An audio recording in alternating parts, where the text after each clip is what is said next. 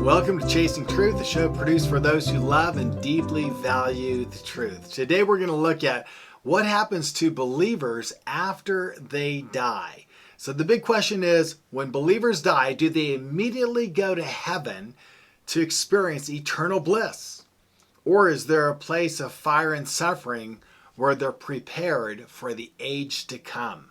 Now, in Catholic theology, it's referred to as purgatory, a place and condition of suffering post-death and prior to the new heavens and the new earth that preps a person so that they can fully relate and appreciate all that is coming. Now, most Protestants believe that when a believer dies, they go straight to heaven in bliss for all eternity. They reject the idea of purgatory. You go straight to heaven, there you reside for all eternity in eternal bliss. Now, I just want to say, opening up this subject today, that simply is not biblical. The idea that there is an afterlife is true. And in the words of N.T. Wright, heaven is great, but it's not the end of the world.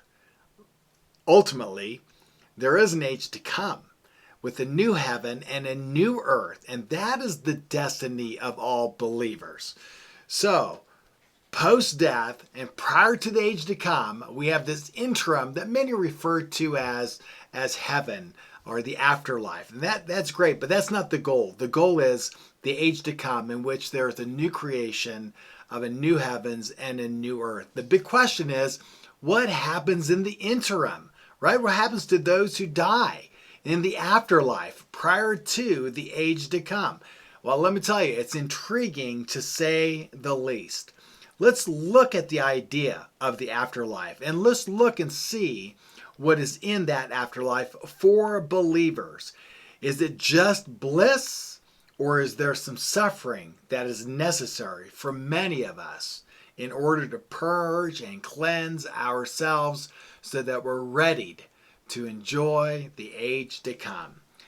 The big text is 1 Corinthians chapter 3, 10 through 15. We're going to work down through that. Let me just read the opening statement here by Paul. He says, "According to the grace of God, which was given to me, like a wise master builder, I laid a foundation, and another is building on it.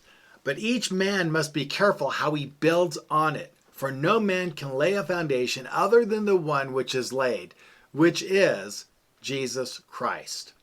So right here, Paul casts, by way of metaphor, this idea of how we are to build, or why we are to build our lives on Messiah. In fact, our life, how we live for Messiah, is actually described as building upon him. The metaphor to build upon him really relates to how we live our lives as believers. In other words, coming to faith in the Messiah is not the end of the journey. Rather, it's the beginning of the journey. It's where it all begins. He goes on to say in verses 12 through 13, "Now if any man builds on the foundation with gold and silver and precious stones, wood, hay, and straw, each man's work will become evident, for the day will show it, because it is to be revealed with fire. And the fire itself will test the quality of each man's work." In other words, there's a day that is coming in the future for all believers, a day described as a day of fire, and the fire is going to test the quality of each man's work. And what we have here is gold, silver, precious stones. What does that represent? Obviously, gold and silver and precious stones will make it through the fire. In fact, they'll be purified in the fire, whereas the wood, hay, and straw is going to be consumed by the fire. So what is Paul talking about? If he's referring to how we live our lives in Christ as building on that foundation, and that how we live our lives is going to be tested by fire, then the gold and the silver precious stones represent taking seriously the Messiah's teachings and applying them to our lives. In other words, it's talking about character formation by the Word and through the Spirit of God. Character formation or discipleship. In other words, are we working diligently on our character flaws and deficiencies? Are we following His call on our lives? Are we representing him? Are we witnessing for Jesus? Are we faithful church attenders and faithful tithers? Are we taking care of our bodies? Paul says our bodies are the temple of the living God. So are we taking care of our bodies by embracing the dietary laws? Or are we eating ourselves into an early grave, right? So the wood, the hay, and the straw would represent the opposite of that. Rarely, if ever, witnessing for Jesus. Occasional church attendance when we feel like it. Tithing maybe 10 or 20% of the time. Neglecting character formation. After all, I'm saved by grace. So why should I be concerned about any character formation? How about neglecting the poor and needy in and around you? After all, I'm saved. That's good enough. I'm not going to concern myself with the teachings of Messiah or any requirements that may be subsequent to my salvation. That's wood, that's hay, and that's straw. He goes on to say in verse 14, if any man's work, which he has built on it, remains, he will receive a reward. Think about that.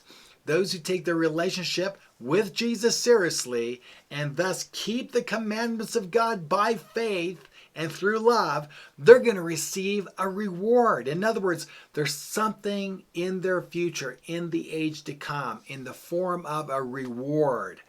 What would this reward be? It doesn't say. But it's something that you will have that others will not have, at least not right away.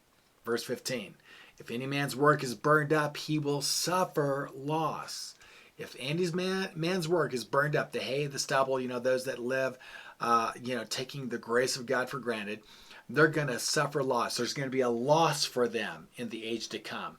A loss that results in suffering. This is not a good thing. They're going to lose what they could have had. And this is going to produce some suffering in their souls. And then it goes on to say, but he, the man whose work has been burned up, that suffers loss, he will be saved, yet as through fire. Yet as through fire. In other words, it's not a salvation issue. It's not, we're saved by grace through faith, not of works lest any man should boast. But then how you live based on the grace of God that's come to you, you get a reward or you're going to experience loss. And if you experience loss, you will be saved. You'll be there. It's by grace. But it's going to be through fire. There's going to be some suffering. So, this is very important for us to look at. God tests us and our lives and our works with fire. Let me give you an example. 1 Peter 4, 12 through 13. This deals with this age, the age we're living in. Beloved, do not be surprised at the fiery ordeal among you. Trials and tribulations. He describes it as a fire, right? Do not be surprised at the fiery ordeal among you, which comes upon you for your testing. You're being tested as though some strange thing were happening to you. But to the degree that you share the sufferings of Christ, keep on rejoicing, so that also at the revelation of his glory, you may rejoice with exaltation. Now, I think what I'm going to do at this point is just kind of tie this show up and go to a part 2 because I'm really out of time. But suffice it to say, what I want us to focus on is this idea that in the age to come, the new heavens, the new earth, there's going to be reward and there's going to be loss. Ultimately, those who suffer loss will be saved, but though as through fire. The idea that God uses fire to test us is throughout the scriptures. We're looking at this in 1 Peter chapter 4 and verses 12 through 13. And he's saying, look, the fiery ordeal among you is meant to produce character in your life. What does that fiery ordeal look like? Well, it looks like rejection, oppression from others, persecution for being a believer. The gossip that comes against you, the slander, the libel as a believer. We see this over and over and over. Those are fiery ordeals, but they're meant to shape us and to purge us so that gold and that silver, that precious stone within us can rise up and come out. God even uses illness, mental illness, physical illness to shape us and to form us. Disabilities. Think about it. Disabilities do the same thing. I want to tell you a story really quickly about a man that I knew early in my walk. he was just arrogant. He was judgmental. He just criticized everyone all the time. He was kind of the holier than thou, looking down the nose at everyone. And he was hard on people all the time. Just puffed up with knowledge and had some things together. And as a result, he just looked down and he was hard on everyone around him. He was just kind of a bitter, grouchy, judgmental, cynical person. I didn't see him for several years. And it was about 15 years later that I saw him, and he was trying to get my attention, and I barely recognized him. He was in a wheelchair. And he had his wife, kind of wheel him over, and he goes, Mark. He goes, hey, so good to see you, brother, man. I love you, man. I just want to tell you, I'm so sorry. I'm so sorry for the way that I treated you all those years ago. I treated everyone like that. I was mean. I was judgmental. I was critical. He says, I got in a terrible car wreck. And he says, I got paralyzed and I've never recovered. He says, I told him, I said, oh my gosh, I'm so sorry. And he said, no. He says, I'm so glad this happened. I'm so glad it happened. He says, God used this to knock me off my high horses.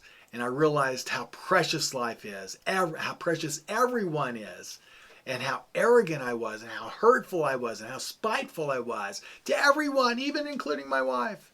And he says, and now, I'll tell you what, I got my head on straight. I'm grateful, I'm happy, I'm blessed, and I wanted to tell you, I'm sorry for the way I treated you. And I want you to know, I've been spending most of my time trying to find people that I treated so wrongly so I can apologize to them. I thought, wow. I look back on that and I said to myself, these are the fiery ordeals that sometimes we need to go through in order to have our hearts and our minds shaped and brought into that place where we are soft and loving and compassionate people. I'm going to pick this up in the next show, and then we'll make some conclusions and applications. But I want to thank you for joining to me on this show. If you have a chance, please subscribe to this channel below, comment, and if you have a chance, check out all of our social media